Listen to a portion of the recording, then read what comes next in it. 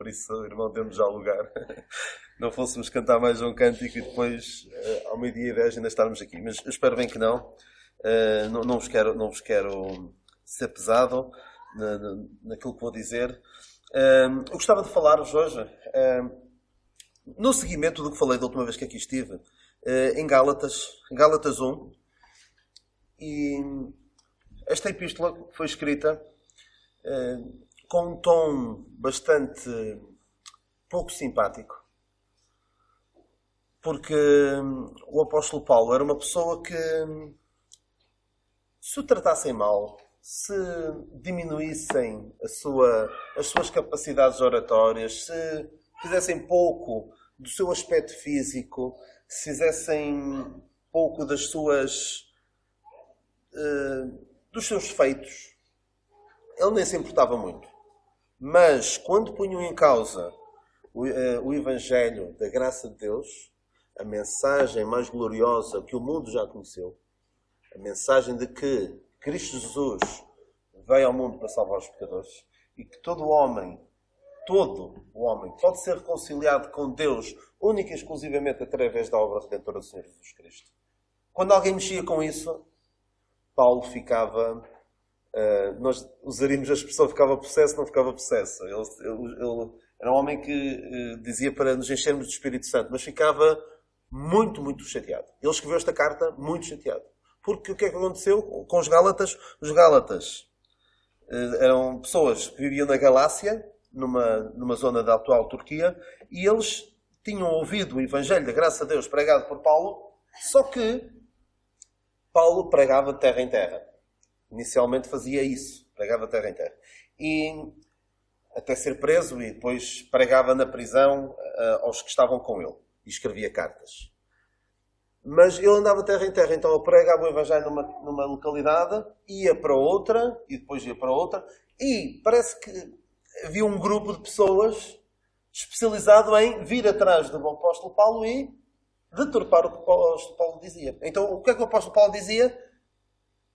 A salvação é pela graça, por meio da fé na obra redentora do Senhor Jesus Cristo. E vinham uns de atrás e diziam, olha, não, tu tens de guardar a lei. Tu tens de te circuncidar. Tu tens de obedecer uma série de práticas religiosas para Deus te aceitar. Isso é desvirtuar, é adulterar por completo o Evangelho da graça de Deus. Tanto que ele diz, no versículo 7, ele fala de alguns que vos inquietam e querem transtornar o Evangelho de Cristo. Gálatas 1:7. O Evangelho é algo que deixa a pessoa... O Evangelho da graça de Deus é algo que quem aceita tem perfeita paz, fica descansado na graça de Deus, não deve ficar descansado para, olha bem, estou salvo agora, vou viver à vontadinha, à minha própria... dar lugar a todo tipo de prazeres porque estou salvo. Não. Não é para isso que nós somos salvos. Somos salvos para as boas obras. Mas a salvação deixa-nos descansados, deixa-nos em paz. Tal como diz no versículo 3, graça e paz. Quem aceita a graça de Deus tem paz. Mas vinham alguns e diziam, não, é preciso guardar uma série de requisitos, de preceitos religiosos para que Deus te aceite. Então o que é que lhes aconteceu? Ficaram inquietos. Não podiam ter paz. Quem procura ser reconciliado com Deus através de algo mais do que aquilo que já está feito na cruz, na morte e ressurreição do Senhor Jesus Cristo, quem procura ser reconciliado com Deus através de algo mais do que isso, nunca vai ter paz. Vai passar uma vida toda inquieto. Porquê? Vai pensar, será que eu já fiz o suficiente? E as religiões são peritas em dizer, não, onde é que pensas que vais? Tu tens de continuar aqui, tens de fazer mais isto e mais aquilo e tens de permanecer até ao fim, porque se fizeres uma coisa muito grave, lá se vai tudo. A graça de Deus não funciona assim. A graça de Deus deixa-nos descansados. E então havia estes, que nós normalmente chamamos de judaizantes, porque estavam a querer levar os crentes para seguir uma série de práticas judaicas. Eles estavam, na verdade, a transtornar o Evangelho de Cristo. Versículo 7. Transtornar o Evangelho de Cristo. e transtornar o Evangelho de Cristo. Eu já vos disse, acho que 2 vezes aqui. Esta palavra transtornar aparece mais 2 vezes na Bíblia. E o significado é de pegarem algo e transformá-lo no oposto. Alguém se lembra? Não se lembra? Então vou dizer outra vez. Aparece no discurso de Pedro em Pentecostes, em que Pedro diz: o sol se converterá em trevas. E Tiago diz, a dada altura, o vosso riso se transformará em choro. Sol, trevas, riso, choro. São antónimos, são opostos. Então, pegar no Evangelho de Cristo, na notícia mais extraordinária que o mundo já conheceu, que é de Cristo Jesus, veio ao mundo para salvar os pecadores, dos quais eu sou o principal. Transtornar o Evangelho de Cristo é pegar nisso e transformar em más notícias, péssimas notícias. Hoje em dia alguém dizer: Deus quer salvar-te, mas tens de fazer estas coisas que estão aqui, nesta lista, ou tens de cumprir uma série de requisitos para que possas ser salvo. Isso não são boas notícias. Isto são péssimas notícias. Porque não salva ninguém. E não deixa ninguém descansado verdadeiramente. Então, Paulo escreveu esta carta num tom muito pouco simpático. Tanto que eu acho que é a única carta em que Paulo não diz nada de positivo na sua salvação inicial. Ele diz, em todas as cartas que ele escreve às igrejas, diz sempre algo de bom. Me lembro da vossa fé, vocês são santificados em Cristo Jesus. Até os coríntios, que são pessoas muito pouco recomendáveis, ele diz algo de bom. Este não consegue dizer nada de bom. É a única carta em que ele não tece nenhum comentário elogioso em relação a eles.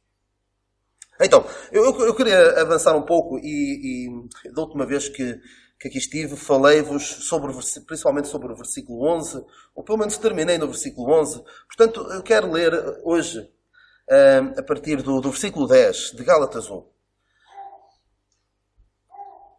Paulo diz assim: persuado eu agora a homens ou a Deus? Ou procuro agradar a homens? Se estivesse ainda agradando aos homens, não seria servo de Cristo. Mas faço-vos saber, irmãos, que o Evangelho que por mim foi anunciado não é segundo os homens, porque não o recebi, nem aprendi de homem algum, mas pela revelação de Jesus Cristo. Porque já ouvistes qual foi antigamente a minha conduta no judaísmo, como sobremaneira perseguia a Igreja de Deus e a assolava. E na minha nação excedia em judaísmo a muitos da minha idade, sendo extremamente zeloso das tradições de meus pais. Mas quando aprove a Deus que desde o ventre de minha mãe me separou e me chamou pela sua graça, revelar seu Filho em mim, para que o pregasse entre os gentios, não consultei a carne nem o sangue, nem tornei a Jerusalém a ter com os que já antes de mim eram apóstolos, mas parti para a Arábia e voltei outra vez a Damasco.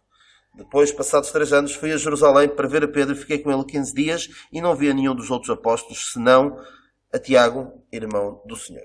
Ora bem, Paulo aqui no versículo 10 está a dizer que persuado eu agora a homens ou a Deus. O que é que qual era a missão principal do apóstolo Paulo? Era persuadir, agora era persuadir quem? Os homens a quê? À fé. Eu procurava persuadir os homens à fé. Convencer todos os homens, todas as pessoas com quem ele se cruzava, de que a salvação só podia ser alcançada através da obra redentora do Senhor Jesus Cristo. Ele procurava fazer isso. Por isso ele diz, persuado eu agora a homens ou a Deus? Porque noutro tempo, sabem, noutro tempo, ele procurava persuadir a Deus. Parece um bocado estranho. Procurava convencer Deus. E argumentar com Deus. Porque Paulo, noutro tempo, tinha outro nome. E tinha uma vida completamente diferente, que ele descreve aqui mais à frente, no versículo 13. Ele tinha outro nome, que era o nome dele era Saulo. E quando ele era Saulo, ele era um fariseu dos mais destacados que havia. Ele diz até em Filipenses 2, tece ali uma lista de coisas de que ele, noutro tempo, se gloriava. Noutro tempo, ele tinha prazer, tinha orgulho em ter todas aquelas características que o colocavam muito acima da média. Ele era a nata da nata dos fariseus, que era um grupo de pessoas religiosas que estavam dentro de um povo, o povo de Israel, que era um povo especial de Deus, e eles próprios se consideravam um grupo especial dentro da nação de Israel. Porque, tanto quanto sei, a mesma palavra fariseu significa separado. Sim, tem essa ideia de separação. Ou seja, eles eram um grupo que eles não se misturavam com qualquer um. Era uma pessoa, eram os religiosos daquele tempo. Então, ele conhecia muito da lei. Ele conhecia muito daquilo que nós agora chamamos Velho Testamento. Que a Bíblia normalmente chama a lei e os profetas. Conhecia muito. Mesmo muito.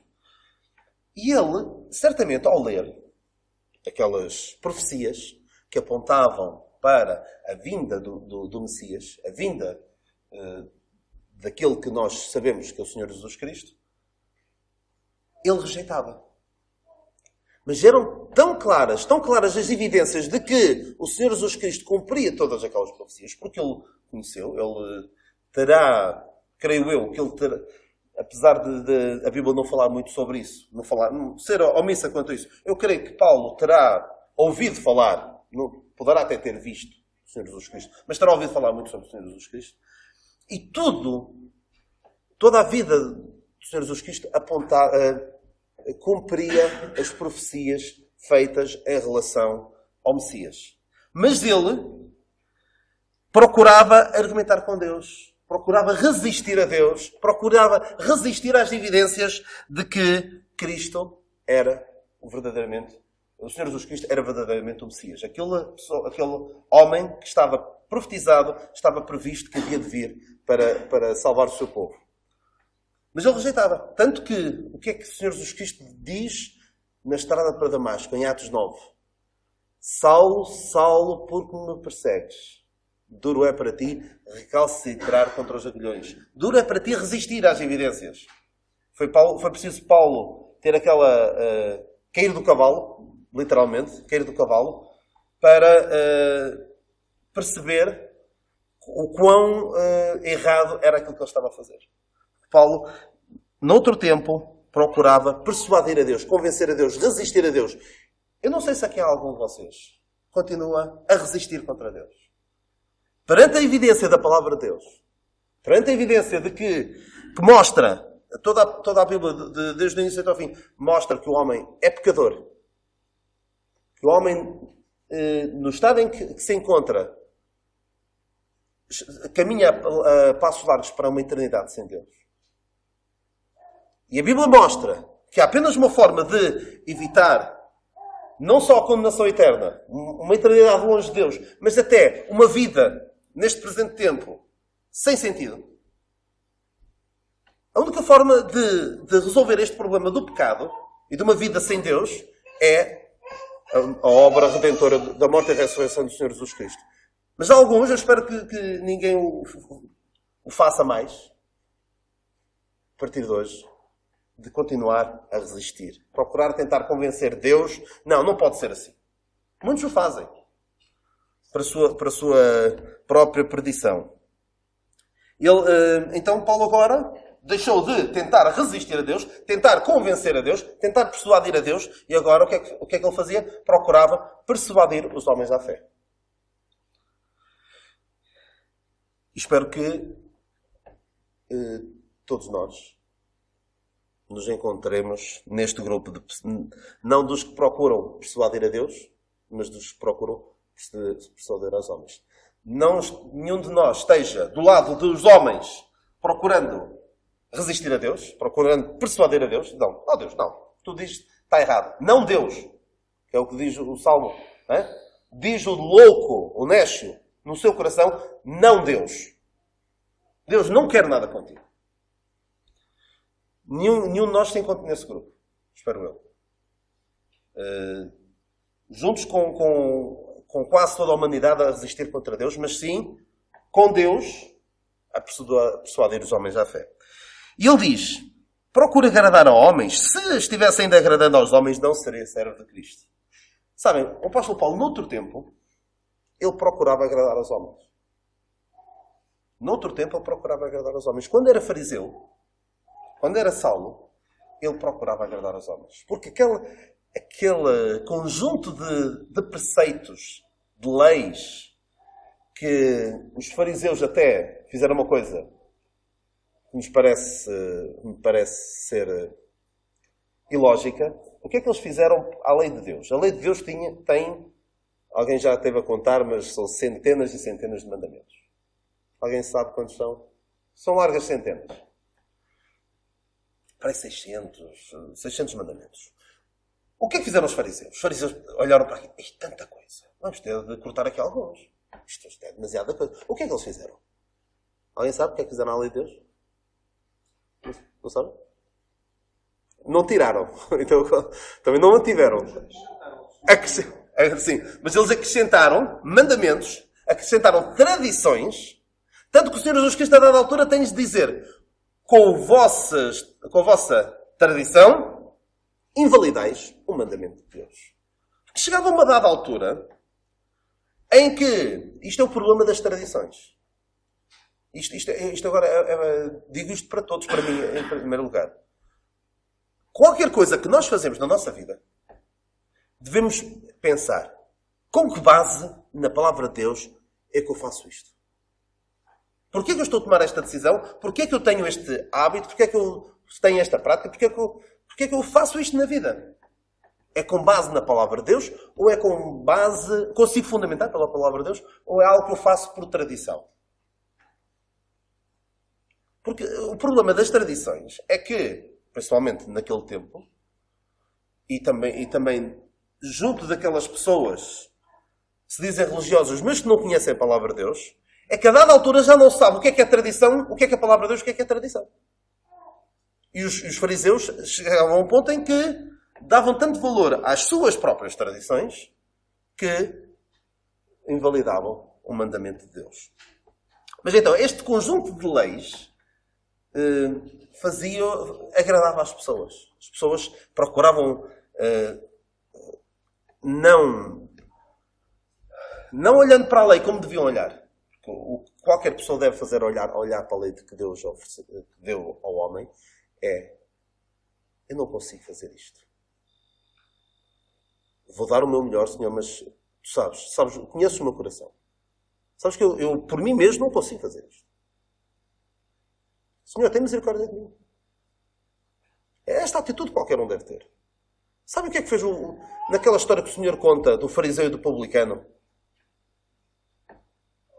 2 homens subiram ao templo. O fariseu dizia: eu faço isto, eu jejuo, eu dou esmolas, eu faço tudo o que tu mandaste, Senhor.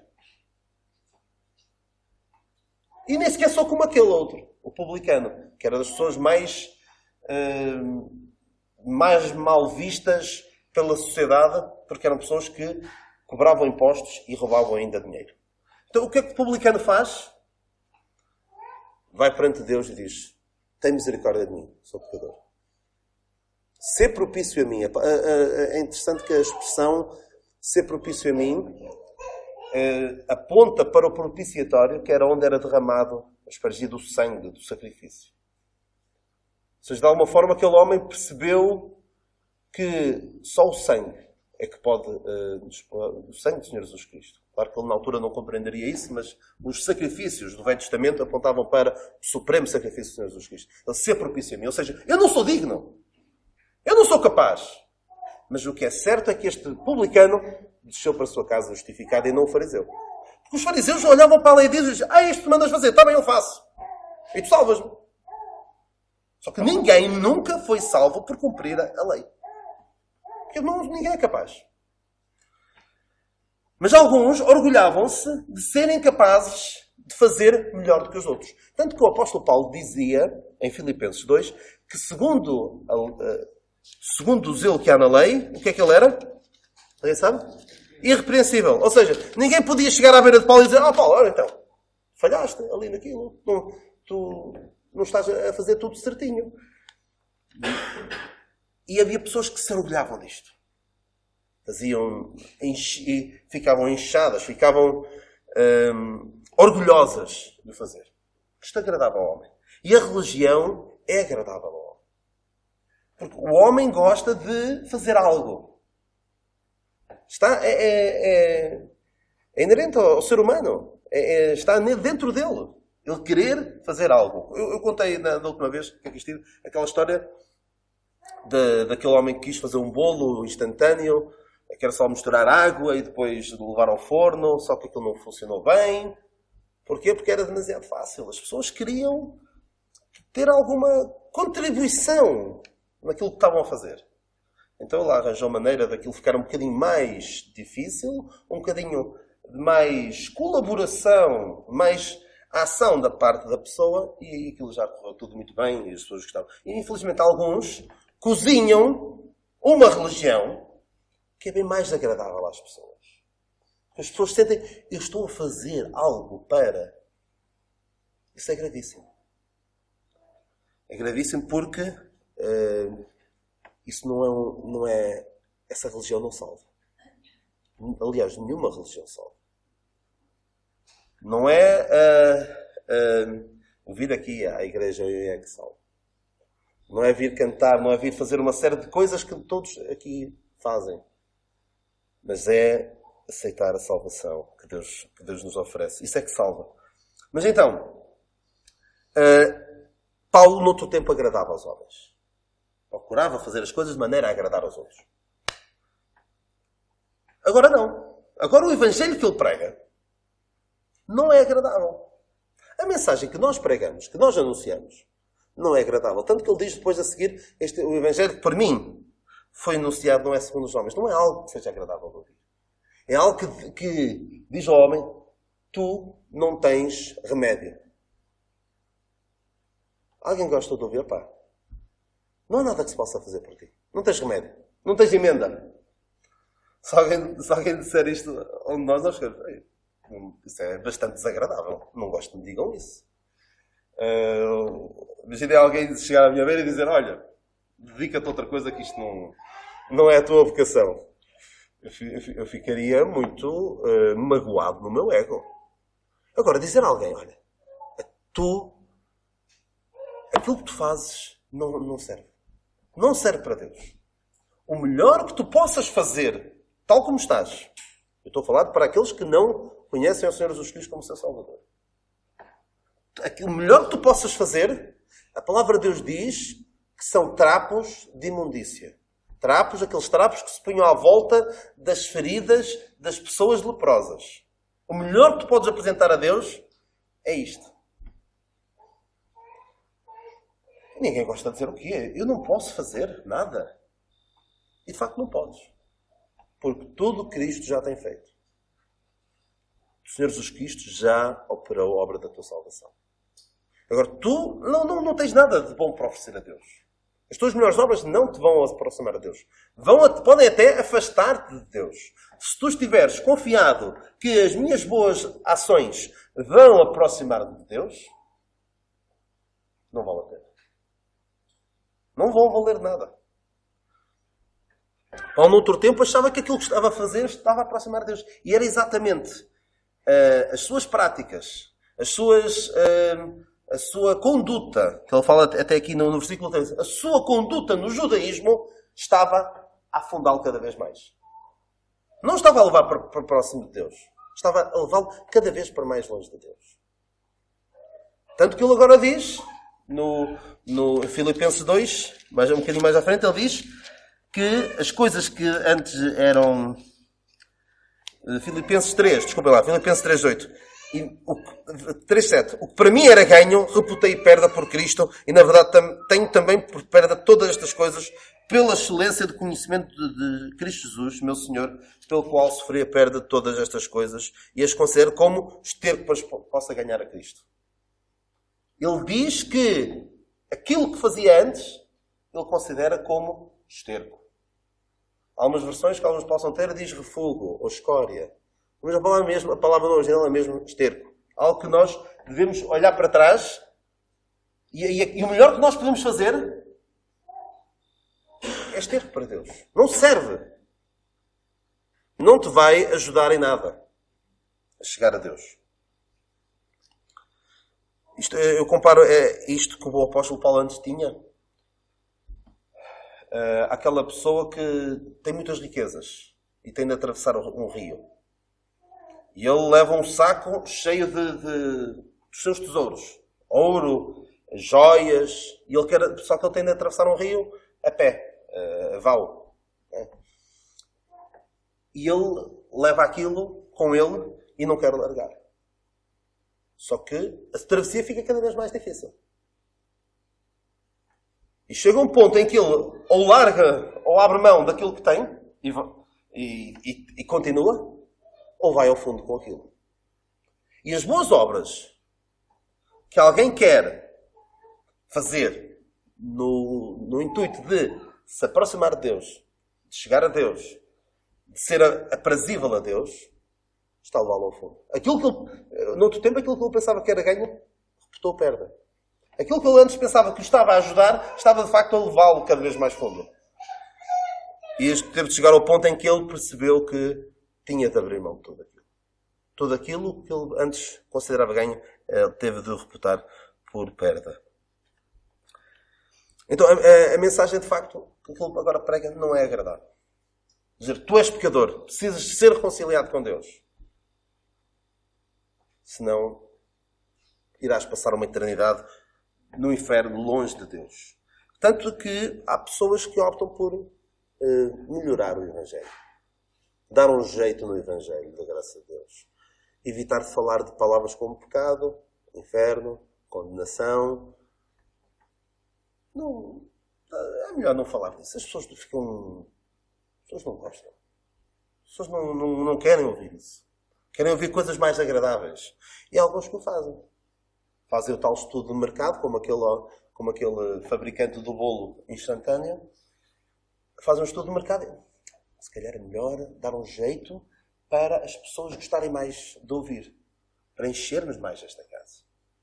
Da última vez que aqui estive, disse que a principal razão, na minha opinião, a principal razão porque esta casa não está ainda mais cheia, está bem composta, mas tudo isto é o Evangelho que aqui é pregado, pelo menos quando aqui venho, e nas outras vezes acho que também, não é segundo os homens. Não é algo que seja agradável. Não é algo que diz, olha, tu tens um enorme potencial e Deus ama-te tanto que Ele quer-te junto dele. Deus não podia passar sem ti. As pessoas pegam no Evangelho e dão-lhe ali uma volta que o centro do Evangelho já não é Deus, mas é o homem. O centro do Evangelho é Deus. É o Evangelho da graça de Deus. Não é, há quem chama, é a boa nova para o homem. Não é a boa nova para o homem. É o Evangelho da graça de Deus. O centro é Deus. Deus é que faz tudo. O homem apenas tem de cair em si e aceitar a graça de Deus. Mas então há alguns que tiram as partes menos agradáveis e pregam o Evangelho. O Evangelho que é uma mistura de cristianismo, muito pouco, com humanismo, em que o homem está no centro. O homem é bom. Mas isso não é bíblico. O homem natural não pode agradar a Deus. Então, estes pregadores do Evangelho enchem casas, enchem estádios, enchem grandes templos. Mas as pessoas não estão a ouvir o Evangelho da graça de Deus. E quem prega isso não está a ser servo de Cristo. Quem prega um Evangelho agradável. Mas atenção, quando estou a dizer que é um Evangelho agradável, aquilo não é Evangelho. Aquilo é o tal Evangelho que é transtornado. E um Evangelho transtornado não é Evangelho. É um Evangelho que já não salva. Porque dizer a alguém, eu ver alguém que precisa da salvação que Deus oferece e dizer-lhe, tu não és assim tão mau. Deus quer dar um jeito na tua vida, mas não lhe falar do principal, que é o seu pecado que o separa de Deus e da solução. Porque há muitos que fazem, evitam falar disto. E as pessoas andam ali décadas em algumas destas igrejas sem ouvir o Evangelho da graça de Deus. É terrível. Mas essas pessoas não estão a ser servos de Cristo. Isso é quase como um médico que recebe um doente que tem sérios problemas de uma doença que precisa de ser curada através de uma cirurgia, e o médico diz, olha, vai para casa, bebe muita água, come poucas carnes vermelhas e vai ficar bom. Não, mas ele sabe, o médico sabe perfeitamente que o problema dele tem de ser resolvido daquela maneira. Um bocado dura, mas é assim que ele tem de ser resolvido. E diz-lhe outra coisa. Que é mais agradável, não tão invasiva, não tão dolorosa. Mas o Evangelho é doloroso. Não é fácil. Ouvir o que o Evangelho da Graça de Deus diz. Deixa-nos mal vistos. Deixa-nos... mostra a nossa incapacidade, a nossa insuficiência, a nossa... não sei se a palavra existe. A nossa irremediabilidade. Ou seja, não temos remédio. Mas, de facto, alguns não estão a ser servos de Cristo porque estão a agradar aos homens. E, aliás, nós nunca vamos agradar aos homens, todos. Nunca vamos conseguir agradar a todos. Portanto, o melhor é pregar o que diz a palavra de Deus. Porque alguns que às vezes optam para não perder aquela pessoa, para não ser desagradável para aquela pessoa, eu vou esquecer, não vou falar disto. Ou vou fazer de conta que aquilo que aquela pessoa está a fazer não está... Vou fechar os olhos. Mas ao fazer isso, não está a agradar a outros. Que se agarram à palavra de Deus. Portanto, nós nunca vamos agradar a todos. Portanto, preguemos o que diz a palavra de Deus. Há aquela história que alguns conhecerão do velho, do burro e da criança. Conhecem? A história do velho, do burro e da criança. Alguns conhecerão. O velho, o burro... Hã? O velho, o burro e a criança a criança vai montada em cima do burro e o velho vai puxar o burro. E vão passar por uma cidade. E algumas pessoas veem a criança em cima do burro e dizem, que falta de respeito. O velhinho vai a pé e a criança vai lá em cima. O velhinho ouve e diz, olha, anda cá para baixo, eu vou para cima. E lá trocaram. Passam por outras pessoas e dizem, coitada da criança, vai aqui a pé. E o velho vai lá em cima. Coitada da criança, isto é maus tratos infantis. Depois, eles optam por ir os dois para cima do burro. E passam pelos defensores dos direitos dos animais e dizem, tem algum jeito, o burro tem tanto esforço como está a fazer, duas pessoas em cima. Então eles optam, vão os dois para o chão. E passam por outras pessoas e dizem, então, um burro tão saudável que desperdício, e vão os dois a pé. Então, da última vez que foram vistos, estavam os dois a pegar no burro ao colo. Nós nunca vamos conseguir, a ideia é que nós nunca vamos conseguir agradar a todos. Nunca vamos conseguir agradar a todos. Há sempre alguém que vai ficar ofendido com o que nós vamos dizer. Portanto, preguemos com a palavra de Deus. Porque, sinceramente, se eu estivesse aqui, eu sei que este é um culto direcionado mais para a evangelização. Imaginem o que era. Eu chegar aqui e começar a contar histórias até agradáveis. Passávamos aqui um bom momento. Mas eu ignorava, desprezava. Não falava da necessidade que alguém que está aqui sem Cristo precisa de se reconciliar com Deus. Não falava disso. Eu tenho a certeza que alguns, no fim, espero eu, no fim viessem a falar comigo. Então, isto é um culto de evangelização, então andaste aqui a contar historinhas, a entreter as pessoas que precisam de ouvir o Evangelho da Graça de Deus. Eu não ia estar a agradar essas pessoas. Se calhar estava a agradar outras. Não estava a confrontá-las com a sua necessidade de se reconciliarem com Deus.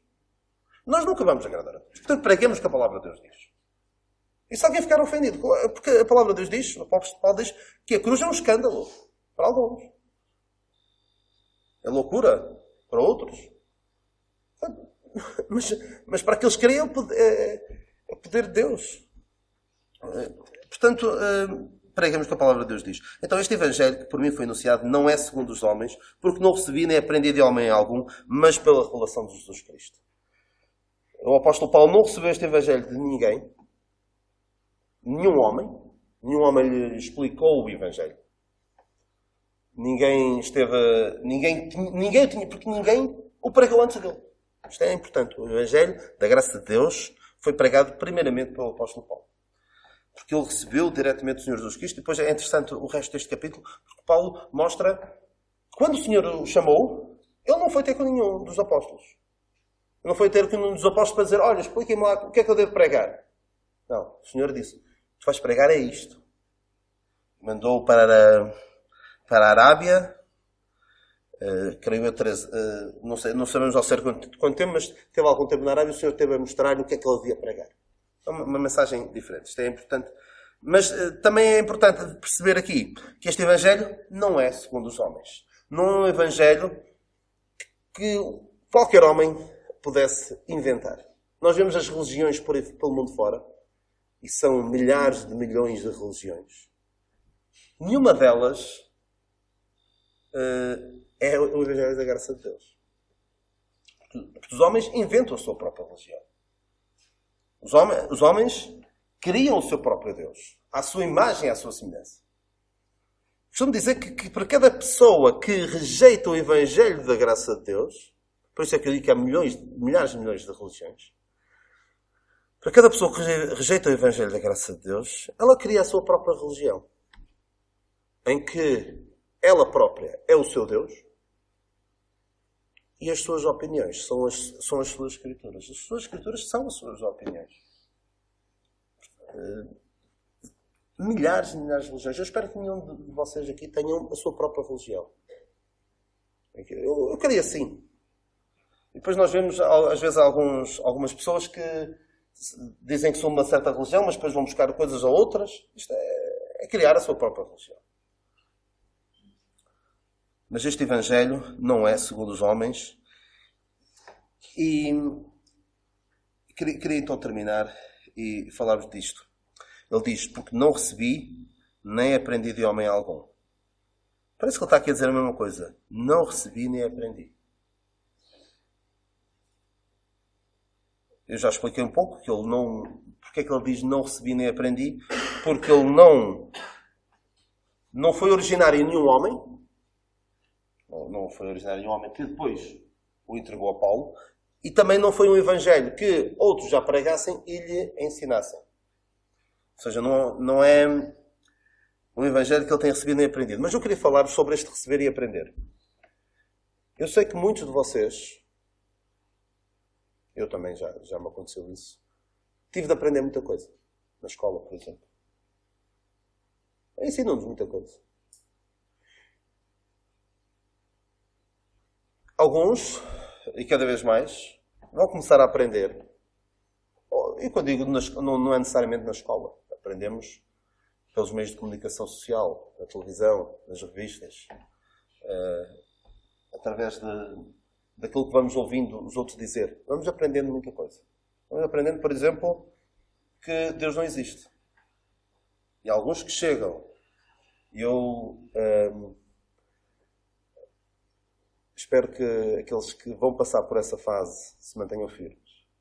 E é por isso é que é importante o conhecimento das Escrituras desde bem cedo. Aqueles que vão agora para a universidade, sei que ali a Débora irá, vão aprender. E há muitos, infelizmente, que parece que se esquecem de tudo aquilo que aprenderam. Porque vão aprender muitas coisas. Vão aprender primeiro que Deus não existe. Vão aprender que a Terra surgiu através do Big Bang. Vão aprender a evolução. Vão aprender que um homem pode ser uma mulher e uma mulher pode ser um homem. Basta querer. Vão aprender que um homem pode casar com uma mulher e depois casar com outra, e com outra, e com outra, e com outra. E as mulheres também. Vão aprender que não é preciso casar para ter uma família. Vão aprender que... Eu agora espero que me compreendam. O que a Filipa tem no seu ventre é uma criança, se ela quiser. Mas se ela não quiser, é apenas um aglomerado de células. Percebem? Vão aprender isso. Ou seja, se eu não quiser aquela criança, já deixa de ser uma criança. E passa a ser apenas algo que eu posso descartar. Vou aprender uma série de coisas. Mas eu espero é que não recebam. Vão aprender muita coisa errada. Eu espero é que não recebam. E como é que nós rebatemos isso? É agarrando-nos à palavra de Deus. E a palavra de Deus não é a palavra de Deus desde Romanos até Filemão. Não é a palavra de Deus a partir de Gênesis 12. Porque alguns dizem, aqueles primeiros capítulos de Gênesis, aquilo é apenas uma alegoria, não foi bem assim. Agarramos a palavra de Deus desde Gênesis 1:1. O que é que diz Gênesis 1:1? No princípio criou Deus os céus e a terra. Diz Gênesis 1:26. Não, 1:27. E criou Deus o homem à sua imagem. A imagem de Deus os criou, macho e fêmea os criou. Eu não sei se sabem, agora só um pequeno à parte. Eu não sei se já ouviram falar disto. Já ouvi falar disto há um mês, mas isto já tem mais tempo. Há pais que estão a criar crianças